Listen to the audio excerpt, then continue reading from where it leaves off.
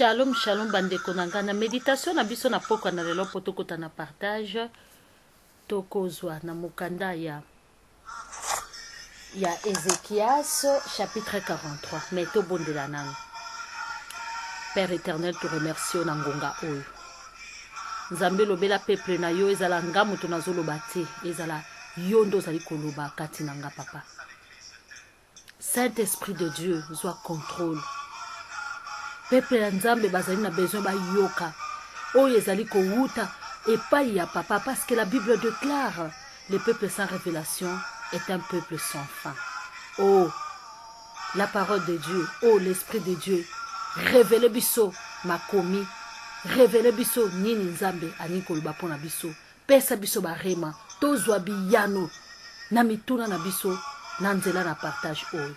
To bebisi nyonso bokese no nom de Jésus-Christ. Seigneur Jésus-Christ, accompagne ta parole au nom de Jésus. Amen. Shalom, shalom, bandeko na ngai na méditation na biso na poko na lelo poto kota na partage. Tokozwa na mokanda ya Ézéchiel, chapitre 43. Toko sauter moi ba verset pona toke na lumbangu toza na tangu mingi te. Mwe mwangongo epesa meli biso. Toko eba kotanga pe ko partager longo. Alléluia. Ézéchiel chapitre 43 na verset 1 mokande lobeli biso. L'homme me ramena au porche oriental. Je vis alors la gloire, présence du Dieu d'Israël venue de l'Est. Elle était accompagnée d'un bruit comparable au grondement de la mer et elle illuminait la terre de sa clarté. Tozu lisusu kaka na Ézéchiel chapitre 48, mais maintenant tozo na verset 8.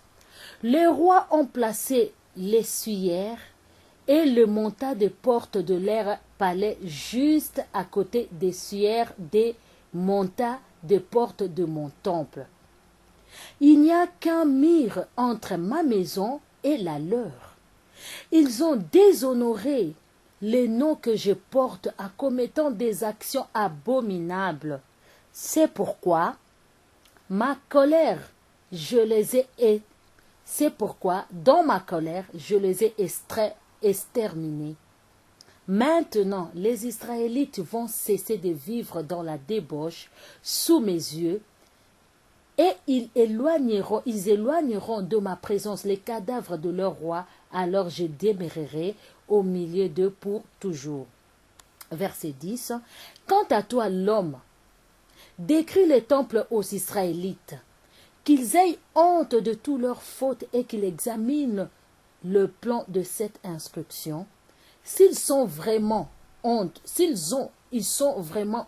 des actions qu'ils ont commises, présente-leur un croquis du temple avec la répartition de bâtiments, des entrées et de sorties, tous les plans ensemble, indique par écrit et met sous leurs yeux le loi et réglementation qu'ils doivent y être appliquées, afin qu'ils puissent s'y conformer, le mettre en pratique. Voici la règle principale concernant le temple. Tout l'espace qui l'entoure au sommet de la montagne doit être considéré comme spécialement réservé à Dieu. Alléluia. Awa na partage na biso tozali kotanga na verset oyo eza kolobela biso Dieu revient dans le temple. Nzambe azongi na tempelo. Bandeko nanga na tango na kalaba na Israël bazalaki kokumba melanzambe na kati na tempelo oyo babi tempelo etongami na maboko ya moto. Tempelo etongami na maboko ya moto lokola ndako na Nzambe. Et puis na kati na ndako na Nzambe wana babandaki kokende osangana po ezalaki na loi oyo Nzambe apesaki Moïse, donc mibeko ya Moïse. Babandaki kosangana kuna batangi mibeko na Moïse, mais ezalaki na mokolo moko. Promesse de Dieu s'accomplissaki na kati na temple. Yesu Masiya akotaki na tempelo pe atangaki buku ya makomi na Moïse pe atangelaki bango ke na verset moko ekomamaki na Isaïe, molimo na Nzambe epakolinga mafuta. Molimo na Nzambe epakolinga mafuta pona nasakola sango malamu, na telemisa babobosono, na fungola miso ya ba aveugle. Mais bato bandimaki ete mibeko wana na kata temple, bato ba servaki na temple ti jusqu'à au moment où Yesu Masi ayaki. Alobi liloba wana ya oyo botanga ki na ba mibeko nyonso botanga lelo mobeko oyo ekokisami, na ye ko libérer bino, na ye ko rendre les captifs libres, na ye ko pesa vie, na ye ko fungola ba opprimé, ko longola bango na kati na ba prison, na ye ko pesa ba aveugle vie, ba ko mona bato ba bomba makimisu. Yango wana balobi Nzambe azongi na temple. Balobi na kati na jardin d'Eden, Nzambe abenganaki moto po ete moto asumukaki. Alobaki kende bima okomona lisusu face na ngai te. Nzambe alingaki mokili, alingaki yo na ngai, alingaki moto. Alobi nani na kotinda lisusu? Abana kotinda ba prophète, atindi ba prophète ba Moïse, atindi ba prophète Nathan, atindi bato ba sakola sango malamu, mais muta comprena ki kate. Nzambe aluki na likolo alobi nani azali digne ya kofungola livre de vie pe ya kobuka baso oyo, ya kolongola etumbu oyo na modisaki mabele. Parce que na Israël na kalezalaki babane koloba eke alakela mabe moto oyo abakami na ekulusu, maudit celui qui est pendu au bois. Donc soki moto alakelami na ekulusu asenge azali moto oyo alakelami mabe comme Barabas, asi alakelamaki mabe basi balongolaki na mokili, donc ozali su na mokili te, donc fo bapesa o etumbu bakoki na oboma yo na croix. Mais Yesu Masia etumbu epesamelaki biso oyo Nzambe alobaki moto nyonso abungisami azali privé na gloire de Dieu. Tout homme est péché privé de la gloire de Dieu. Mais Yesu Masia ayaki koya lisusu kolongola etumbu wana, parce que Bible eza koloba boye Dieu est derrière sa parole pour l'accomplir. Nzambe aza sima ya makomi na ye po akokisama. Donc esengelaki kaka lokola ye moko Nzambe alakelaki mabele mabe likolo ya lisumu oyo Adam asalaki, ebongaki kaka na ye moko Nzambe alakelaki Adam na maloba na liloba, ebongaki ka liloba oyo ezobima na monoko na Nzambe oyo elataki nzoto tobengi yango Yesu Masia aya kolongola etumbu oyo epesamelaki ngai na yo. Yesu Masia ayaki kolongola yango Bible zoba, et le châtiment qui nous donne la paix est descendu sur lui, et par ses meurtrissures que nous étions sauvés. Na mapipi na yende to bikisamaki ndeko nanga lua wana ekokisamaki. Lelo yo Bible zo tozotanga na Bible tozoyoka Bible zo babiso désormais Nzambe alobi désormais na kovanda lisusu na bandako etongami na maboko na motote, mais désormais na kosopa molimo nanga likolo na banzoto nyonso. Bana mike bakosakola ba mikolo bakozwa bandoto. Lelo yo temple ya Yesu Masia, temple ya Nzambe ezali ngai na yo. Liloba ya Nzambe lataki nzoto ekitaki parmi biso evandaki na biso tobengi Emmanuel. Tango akei alobi na akei, je vous laisse la parole. Allez, faites de toutes les nations les disciples. Alobi muto ako croire. Abi si tu crois, tu seras sauvé toi et ta famille. Ceux qui au croire na kombo na ngai Yesu Masia, ceux qui au croire na liloba na Nzambe, ngai na papa na molimo mosantu toko vanda na kati na yo. Pona ni bakovanda pati na yo parce kalobaki désormais na kovanda kalisusu na nzoto etonga na ndako etongami na maboko ya bato te. Yesu Masia awa tomonaki peuple na Israël place totangi na Ézéchiel 43. Peuple na Israël babungi samaki.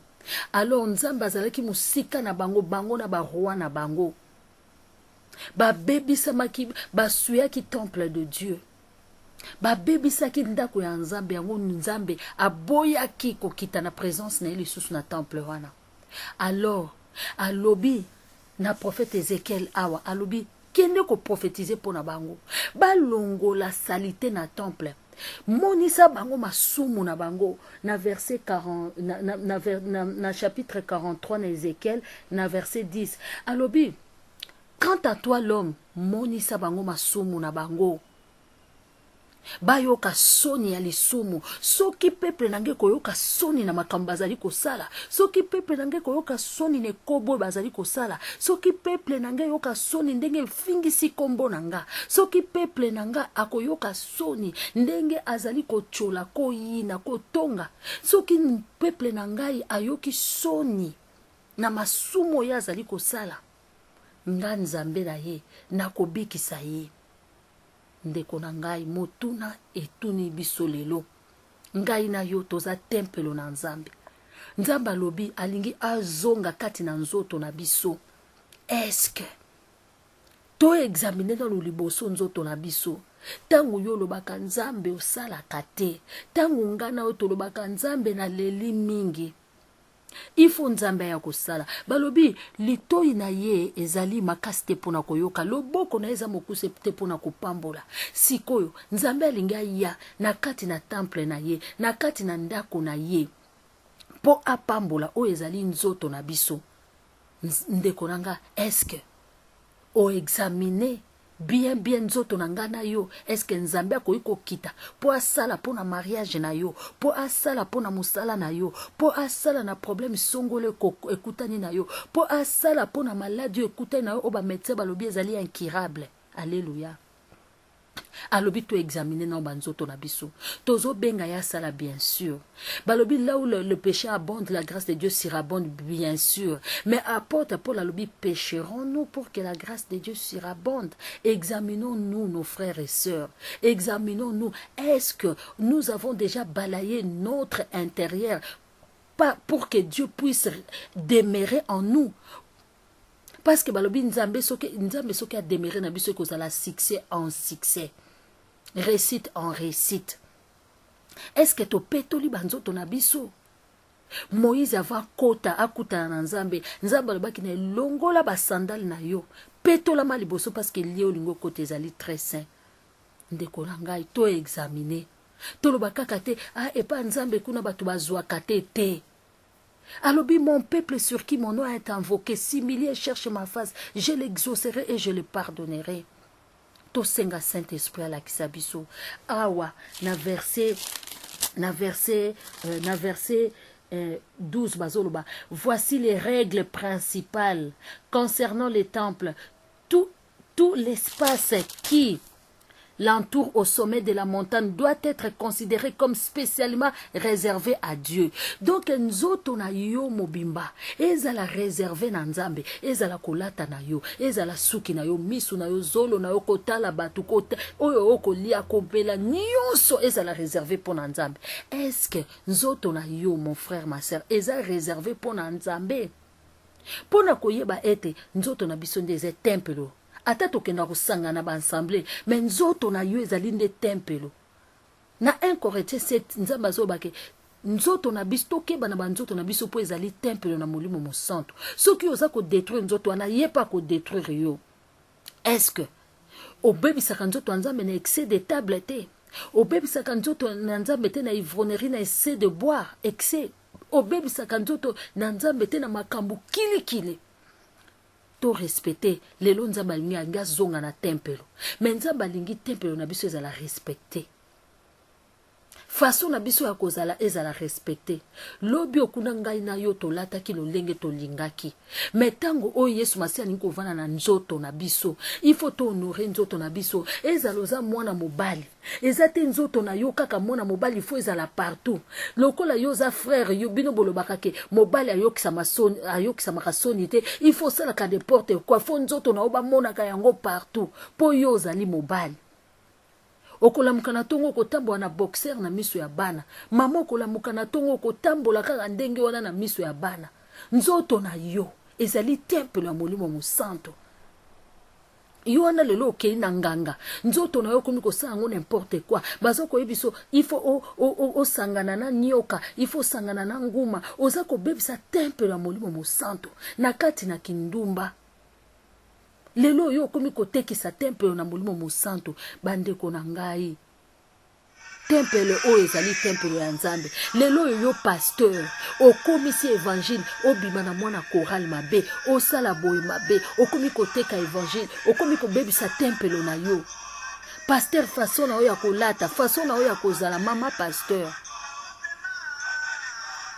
partage lelo ye po condamner biso te mais eye po mema biso na repentance nzambe abelemi alingi kokota na temple na biso yebaki nzambe so akoti na ndako na yo akokota likambo na yo eza kokutungisa yo parce que avandaka na ndako na yo mutu avandaka na ndako na yo soki problème ezali akoparticiper parce que avai na ndako na yo balobi awa Bible ezoyebisa biso Dieu revient dans le temple nzambe azongi na temple atelemi liboso na alobi naza kofrape nalingi nakota na temple na yo ndeko na nga balobi soki okiloba na ye kokomisa motema na yo makasi te fungola motema na yo kende kobondela to examine bomoi na biso nzambe apambola biso prochainement tokoyoka lisusu na kati na partage mpe nzambe molimo mosantu akoleisa biso susu ya mingi tokoyoka oyo nzambe alingi aloba mpo na biso nzambe mpenza